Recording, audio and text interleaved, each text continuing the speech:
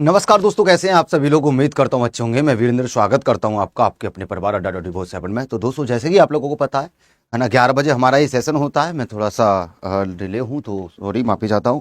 लेकिन आज के सेशन को बहुत ही बेहतर खूबसूरत तरीके से हम लोग इस सेशन को कवर करेंगे। तो सभी दोस्त मुझे एक बार कमेंट बॉक्स में बताएंगे कि साउंड वगैरह क्लियर है कि नहीं है, क्योंकि आज बहुत मजा आने वाला है। आज के सेशन में बहुत ही जबरदस्त और बहुत ही अच्छे सवालों के साथ इसको डिजाइन किया गया है।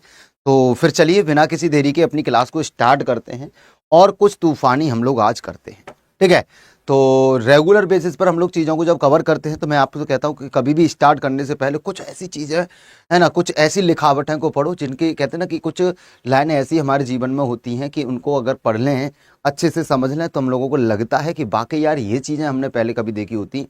इनकी इन्हीं चीज़ों के बेसिस पर हम लोग चले होते तो आज परेशान ना होते। तो कहते हैं ना कि ये जिंदगी हंसी है, इसे प्यार करो। अभी है रात तो सुबह का इंतजार करो। वो पल भी आएगा जिसकी ख्वाहिश है आपको, वो पल भी आएगा जिसकी ख्वाहिश है, जिसकी तमन्ना आप रखते हो। रब पर रखो भरोसा और वक्त का एतबार करो।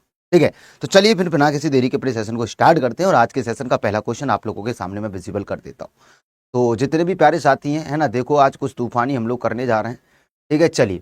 तो यहाँ पर है आप लोगों के सामने पहला क्वेश्चन। तो मैं चाहता हूँ जितने भी प्यारे साथी इस सेशन में जुड़े हुए हैं वो सभी दोस्त इस सवाल का आंसर करने की कोशिश करें। ठीक है, तो जल्दी से एक बार कमेंट बॉक्स में बताएंगे कि साउंड वगैरह क्लियर है कि नहीं है, और पहले सवाल का आंसर क्या आप कर पा रहे हैं।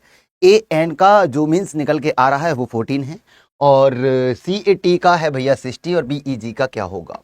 अगर मैं ए और एन की बात करूं तो यहाँ पर 1 और 14 है, और मैंने यहाँ पर ध्यान रखा कि इन दोनों का मल्टीप्लाई करूंगा तो मुझे 14 मिलेगा। बोलो हाँ सर, आ रहा है ना। ए और एन की ए और एल की ए एन की जो वैल्यू है वो 14 कैसे आएगी। बोले कि वो 14 आने के लिए सर कुछ भी नहीं करना हम लोगों को। हम जानते हैं कि प्लेस वैल्यू का मल्टीप्लाई कर दो। जैसे ये है सी ए टी, तो यहाँ पर 2, 1 और 20 लिखोगे। इनका आपस में मल्टीप्लाई 20 दूनी ये 3 है ना, हाँ ये 3 है, तो 20 दिया 60 हो जाएगा। ऐसे यहाँ पर 2, 5 और 7 लिखोगे, और आपस में जैसे ही मल्टीप्लाई करोगे 5 दूनी 10, 7 70 हो जाएगा।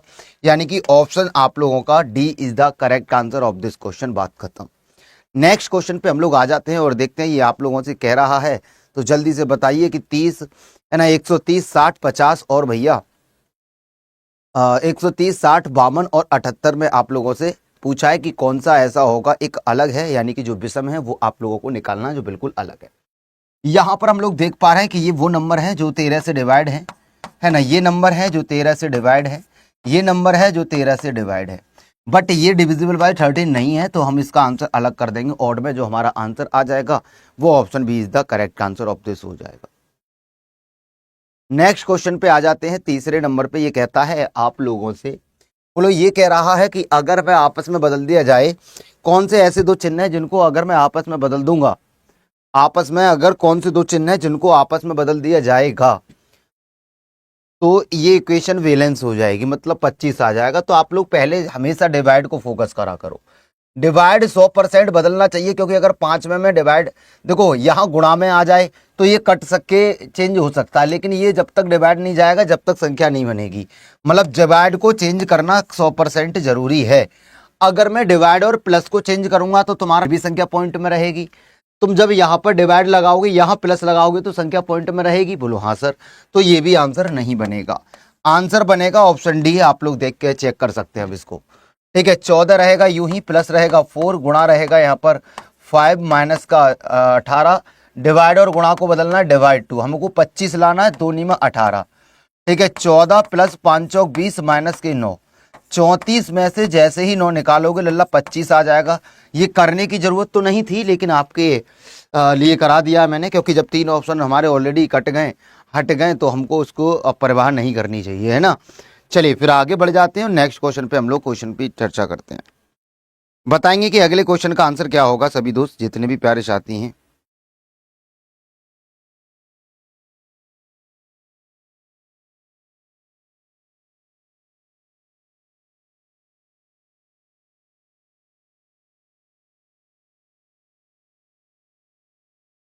तो अब आपसे कह रहा है कि नेक्स्ट नंबर क्या होगा। ठीक है, चलो नेक्स्ट नंबर क्या होगा। ठीक है, जल्दी से बताओ नेक्स्ट नंबर क्या होगा। चौथा क्वेश्चन, नेक्स्ट नंबर क्या होगा?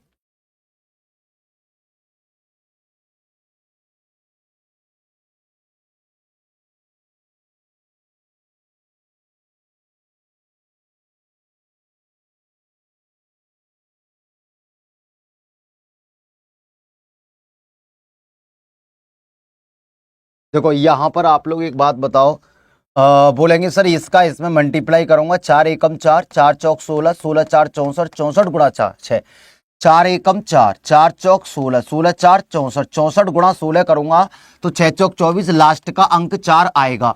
लास्ट का अंक 4 किसमें है बोलो, इसमें है, मतलब आंसर हो जाएगा 1024। यानी 16 गुणा 64 का मल्टीप्लाई करूंगा तो 1024 आप लोगों का आंसर यहाँ पर बन जाएगा। ओके की रिपोर्ट है कि नहीं ये बताओ बस।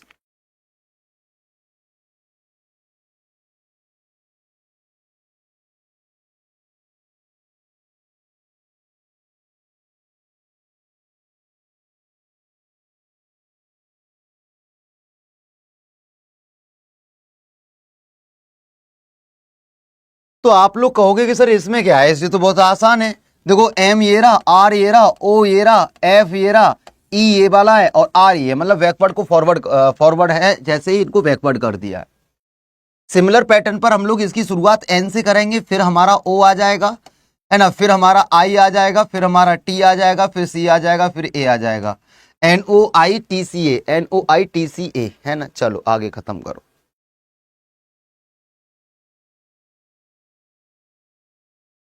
इसका बनाइए क्या बनेगा।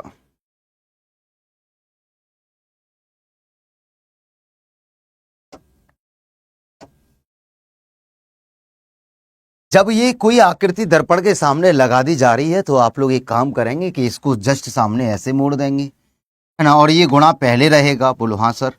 अब उसके बाद हम लोग ये कह सकते हैं कि सर्कल बिल्कुल बीच में ही रहेगा, इक्वल का सिंबल यहाँ रहेगा, एरो हमारा ऐसे हो जाएगा। दर्पण के अंदर जो आकृति जो जो सिंबल्स हैं इनका जो ये विजिबल होंगे तो कुछ इस तरीके से होंगे। नेक्स्ट बताइए इसका आंसर क्या बनेगा 7 नंबर क्वेश्चन का।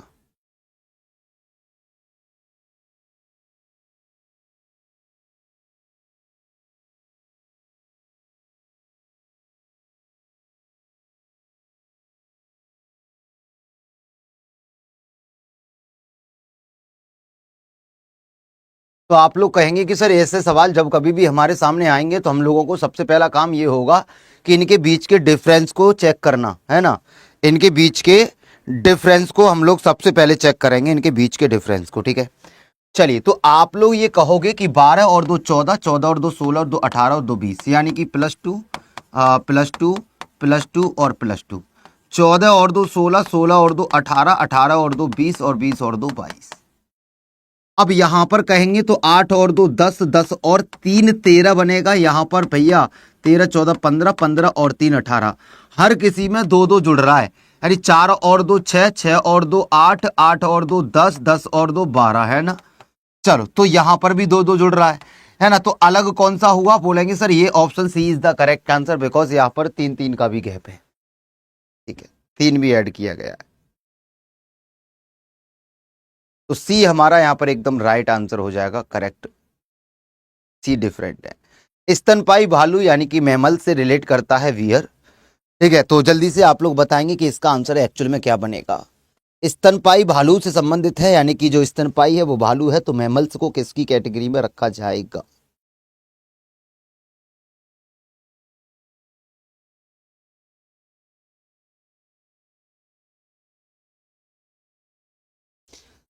है ना, तो मैमल्स को किसकी कैटेगरी में रखा जाएगा। तो आप लोग कहोगे कि सर जैसे, है ना, जो भालू है वो आप लोगों का मैमल्स कैटेगरी का है, उनकी फैमिली का है, स्तनपाई होता है, फल आम, आम फल की कैटेगरी में आता है, जितने भी आम है सब फल होते हैं, है ना। एक निश्चित भाषा में आप लोगों को ये कोड दिए गए हैं, इस वर्ड के लिए आगे दिया गया है, तो आप लोग बताएंगे कि क्या होगा।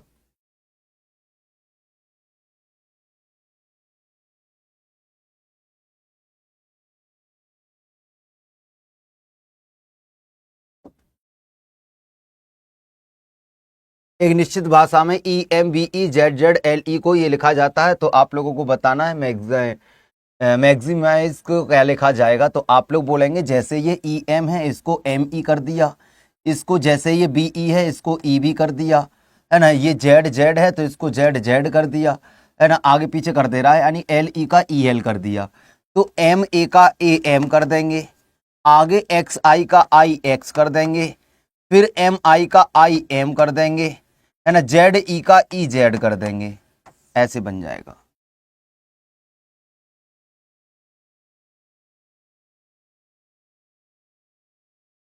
डॉक्टर अस्पताल से रिलेटेड है, उसी प्रकार इन चारों में से कौन सा ऐसा सेम होगा।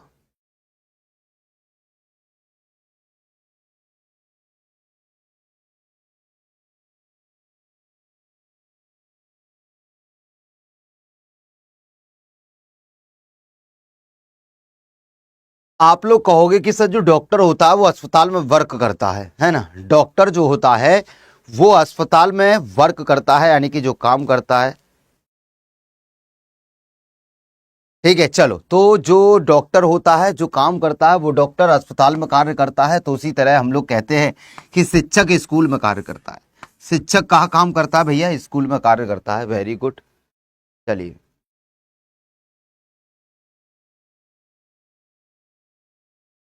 अगले सवाल पे आ जाते हैं। क्वेश्चन नंबर 11वां, ये आप लोगों से कहता है कि चार शब्दों में से तीन एक निश्चित तरीके से समान है, एक अलग है, विषम को पता लगाना है। तो आप लोग यहाँ पर ऑड को चुन सकते हैं, आराम से देख सकते हैं कि गलती, दोष, सुधार, मरम्मत, डूबना, तैरना, both are opposite to each other, but यहां पर हम लोग देख पा रहे हैं कि यहां पर डूबना और तैरना बिल्कुल अपोजिट हो जाएगा, बाकी ऊपर सुधार करना, मरम्मत करना एक ही बात हो गई है ना, गलती करना, दोष करना, ये सब अलग ही हो गया। ठीक है ना। चलिए, तो अगले सवाल पे हम लोग आ जाते हैं, और हमारा जो नेक्स्ट क्वेश्चन है वो ये है, इसका आंसर आप लोग तय करके बताइए कि ये जो आप लोगों को दिखाई दे रही है ना आकृतियां, इन आकृतियों में से कौन सी आकृति जो बिल्कुल अलग होगी, ये बताइए।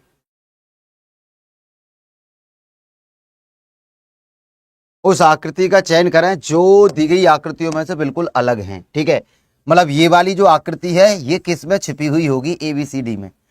तो आप लोगों को तुरंत ये ध्यान रखना चाहिए कि ये वाली जो आकृति है वो हमको यहां नजर आ रही है, जरा देखो एक बार गौर फरमाओ।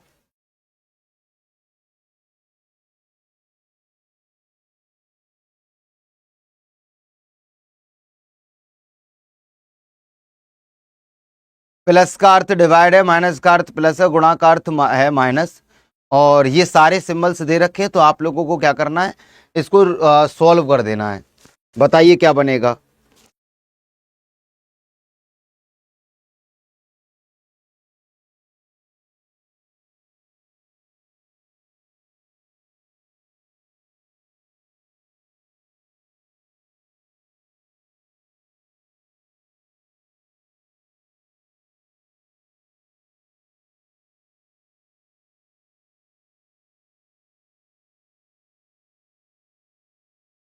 देखो भाई, हम इसको सॉल्व करते हैं, तो हम बोलेंगे 18 6 27 3 12। अब हम इसके सिंबल बदल देते हैं, प्लस का अर्थ है डिवाइड, यहाँ डिवाइड लगा दो,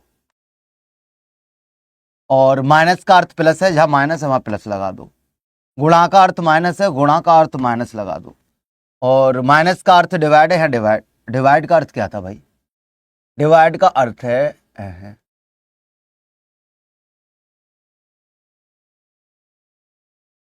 गुणा का अर्थ है माइनस, और डिवाइड का अर्थ है गुणा। डिवाइड की जगह हम लोग लगा देंगे भैया गुणा। अब हम बोलेंगे 3 निम 27, बोलो हाँ, प्लस। ठीक है, 6 अट्ठे 48 के 8, 6 कम 6 और 4 10, 108, और माइनस के हो गए 12, यानी कि 117 माइनस 12 लला 105 बचा।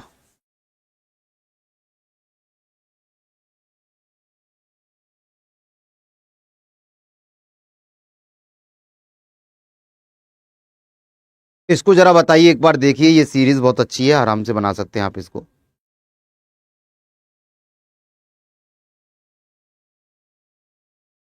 3 7 16 32 57।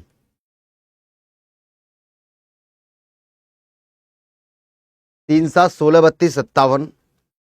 तो नेक्स्ट नंबर क्या होगा, बताइए।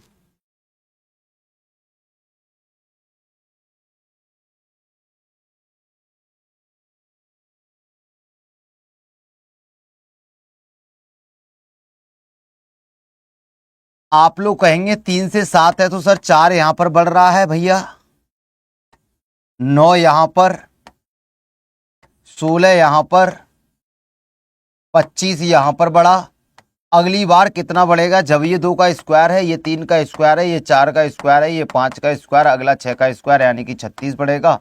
7 और 6 13 का 3, 5 और 3 8 और 1 9, 93 answer.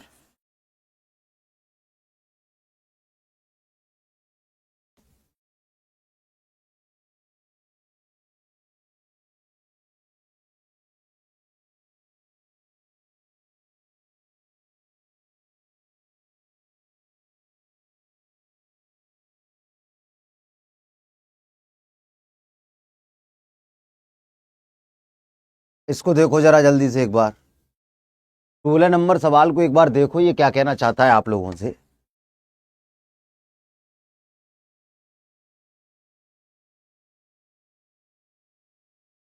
B D Z D G X F J V H M T J P R, ठीक है। तो आप लोग कहेंगे बी से डी हो रहा है सर, +2 हो गया, है ना। डी से एफ हो रहा है तो +2 हो गया, यहां पर +2 हो गया, 8 और 2 10 +2 हो गया, 10 और 2 12 पे एल हो गया, ठीक है। हाँ सर हो गया। आगे अगर आप कहोगे कि तो 4 और 3 7 और 3 10 और 3 13 14 15 16 16 17 18 19 पे S, L S, L S वाला आंसर होगा, एल एस वाला आंसर होगा। अब मैंने बोला 26 से 26 से 24 -2, फिर -2, फिर -2, 20 से 18 -2, आर से -2 करोगे तो पी आएगा, यानी एल एस पी हमारा आंसर बन जाएगा।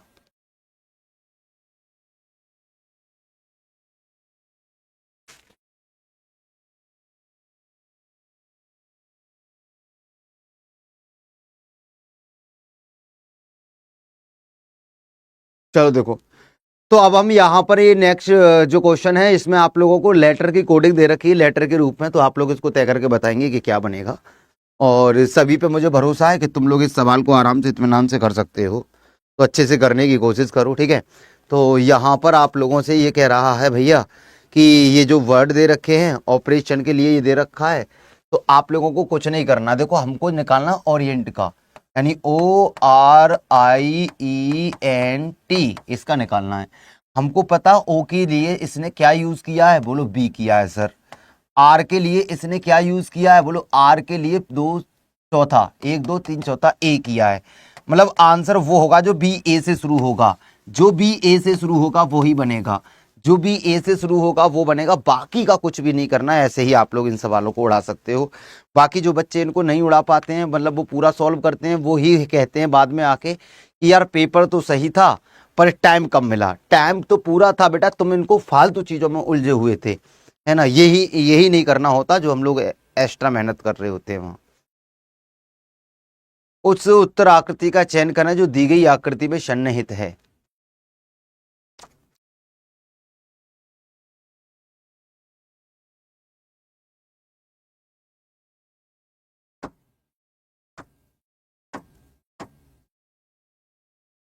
उस उत्तर आकृति का चयन करें जो दी गई आकृति में सन्निहित है। तो आप लोगों को देखना है कि इसमें से कौन सी आकृति है जो इसमें छुपी मिल जाए, इनमें से कौन सी आकृति है जो इसमें छुपी मिल जाएगी।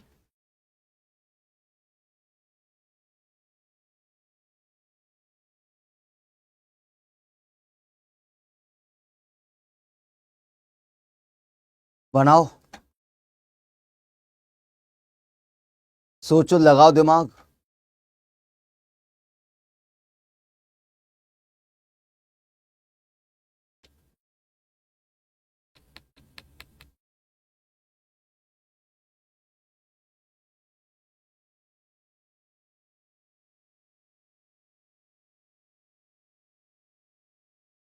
तो आप लोग ये कहोगे कि सर अगर हम इस वाली आकृति को देखें ना, ये वाली जो आकृति, इसको अगर गौर से देखोगे ना, है ना, इसको अगर गौर से देखोगे ना महाराज, तो तुमको ये यहां पर नजर आ जाएगी। देखो,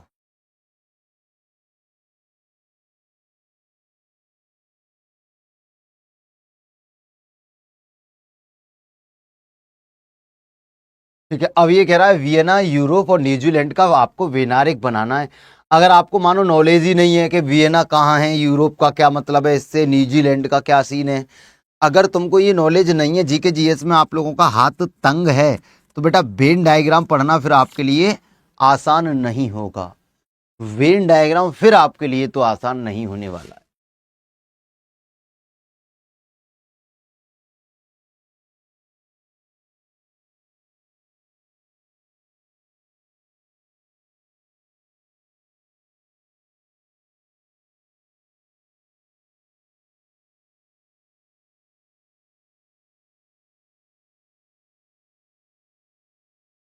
देखो, हम लोग जानते हैं कि वीना यूरोप में है।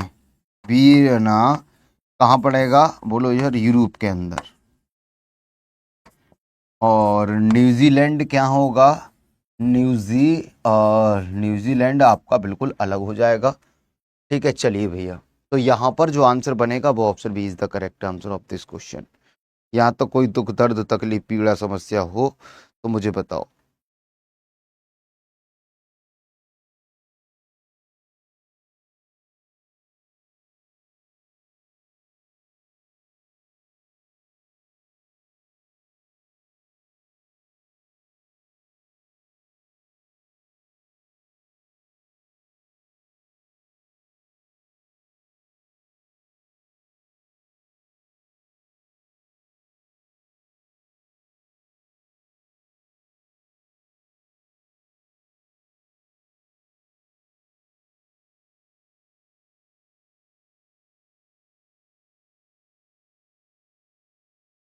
देखो,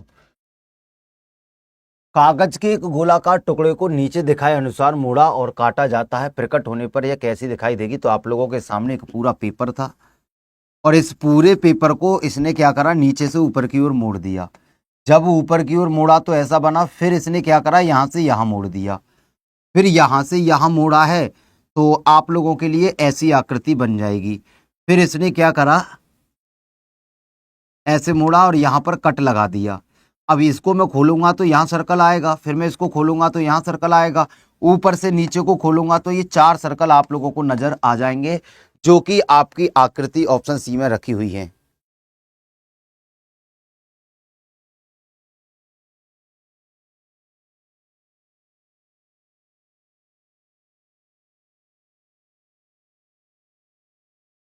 ठीक है भैया, चलो।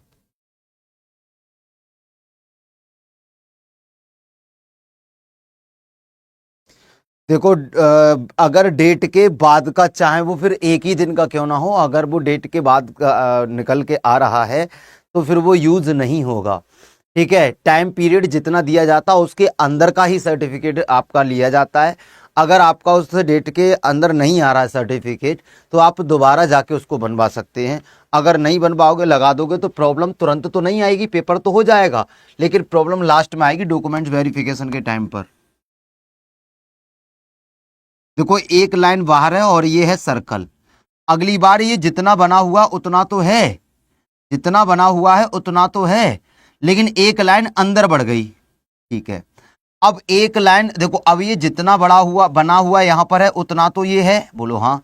अब एक लाइन बढ़ गई बाहर, पहले एक लाइन अंदर बढ़ी है, एक बाहर बढ़ी है। अब जितना है पहले तो उतना तो रहेगा ही रहेगा, अगली वाली शेप में, है ना, उतना तो रहेगा ही रहेगा।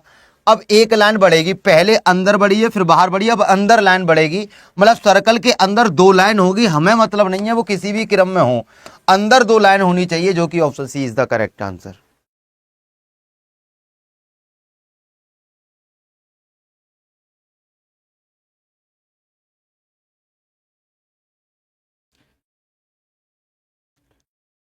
इसका बनाइए, क्या बनेगा।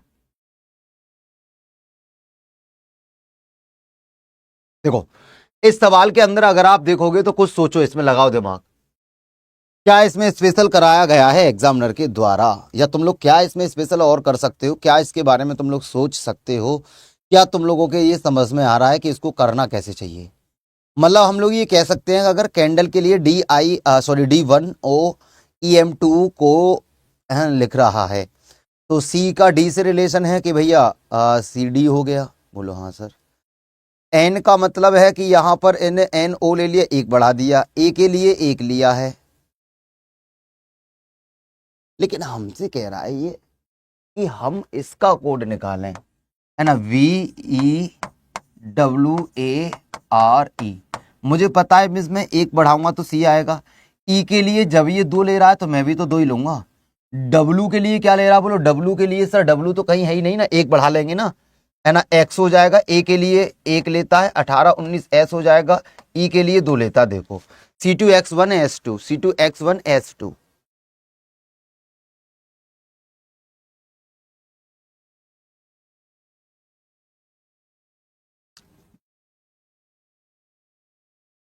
देखो कितना प्यारा सवाल है ये, इसका आंसर बताइए क्या बनेगा। सभी लड़के सॉरी सभी सड़कें वाहन हैं, यानी कि ऑल रोड्स आर व्हीकल। कुछ वाहन पेड़ है, सम व्हीकल्स आर ट्री।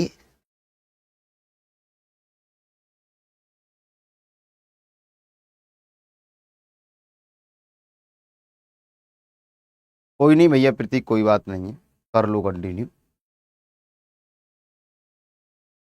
ठीक है। हाँ हेलो।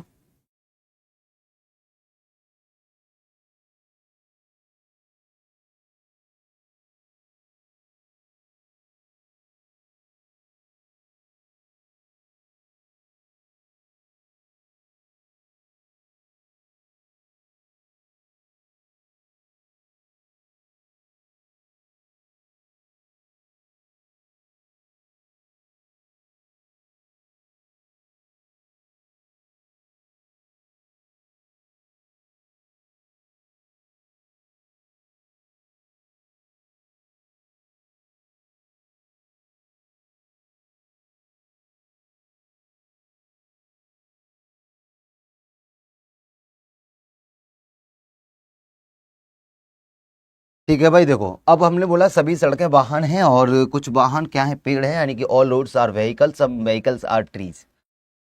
सब व्हीकल यानी कि वाहन, ट्रीज यानी कि पेड़, अब कुछ वाहन पेड़ है, तो आपसे कह रहा है कि कुछ ट्री रोड है। ट्री का मतलब होता है पेड़, कुछ पेड़ है जो रोड में है, रोड का मतलब होता है सड़क, बोलो नहीं है। सभी वाहन पेड़ हैं, सारे के सारे वाहन को मैं अगर पेड़ के अंदर देख पा रहा हूं तो नॉट पॉसिबल, बोलो नहीं है सर।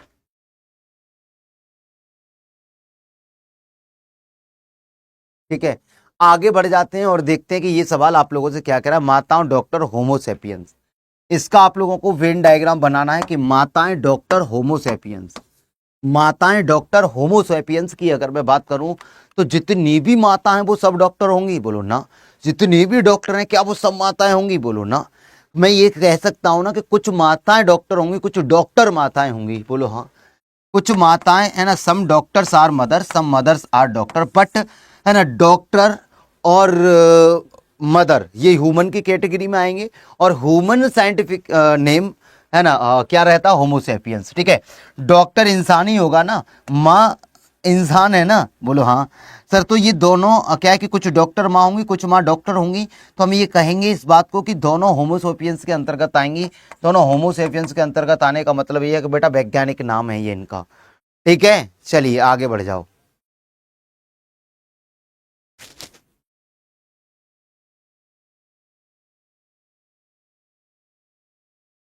अक्रिय गैस क्लोरीन और हीलियम के बारे में आप लोग क्या कहना चाहेंगे, इसका आरेख बताइए क्या बनेगा। इसका वेन डायग्राम बनाइए दोस्तों, क्या इसका वेन डायग्राम बनेगा।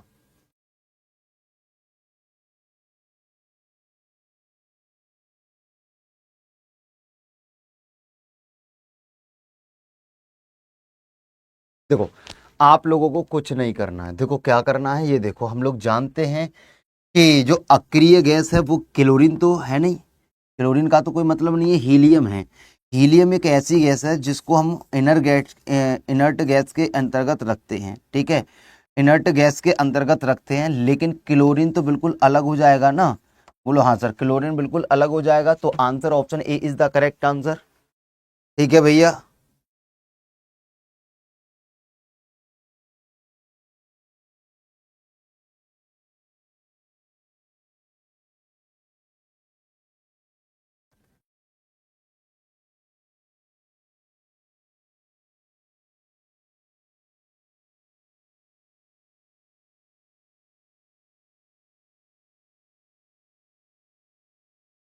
इसको देखो, इसका आंसर आप लोग बताइए क्या बनेगा, तो मैं आप लोगों को बता देता हूँ। इसका आंसर आप लोगों को देना है मुझे इस वीडियो की कमेंट बॉक्स में, ये आपके लिए होमवर्क है ना। इसका आंसर आप लोग मुझे कमेंट में देंगे। ये क्लास डेली आप लोगों को है ना आधा घंटे की क्लास मिलती है, डेली, यानी कि आप लोग मेरे साथ जुड़ सकते हो इसमें, आप मेरे साथ जुड़ सकते हो इस क्लास में रेगुलर बेसिस पर 11 बजे, ठीक है। तो आज की क्लास आपको कैसी लगी ये मुझे कमेंट बॉक्स में ज़रूर बताएं। और आज के लिए हम लोग इतना ही रखते हैं, मिलते हैं आपसे फिर, है ना। कल को मिलेंगे 11 बजे, तो आप सभी लोग टाइम से जुड़ना। तो आज के लिए इतना ही। Okay, bye bye, take care, thank you so much, love you guys. इसी तरीके से आप लोग बने रहिए, रेगुलर बेसिस पर लाइव आके पढ़ते रहिए। आज के लिए इतना ही। Okay, bye bye, take care, जय हिंद, जय भारत, नमस्कार। तो कल सुबह 11 बजे आप लोगों का इंतजार रहेगा। Okay, bye bye, take care.